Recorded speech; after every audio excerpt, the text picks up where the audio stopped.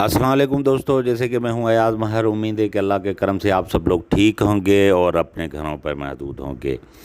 जैसे कि लॉकडाउन के दिन चल रहे हैं और हम घर पे बैठे हुए हैं, तो मैं आज आपको दिखाऊंगा अपने मेरे गेस्ट हाउस में जो एक फ्रूट का दरख्त लगा हुआ है, मलबेरी, जिसको हम और तूत भी कहते हैं, वो दिखाऊंगा। वो अभी उसकी सीज़न स्टार्ट है, 1 महीने से चल रहा है। बहुत ही अच्छा, बहुत ही टेस्टी है।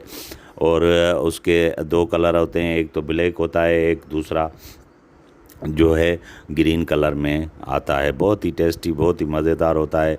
और ये बहुत ही मुकामात पे इसको सुखा के वो भी बेचते हैं। मगर ये जो है नेचुरल फ्रूट जो दरख्त में लगा हुआ है, वहाँ से जो है लेके खाने खाने का मज़ा ही अपना है।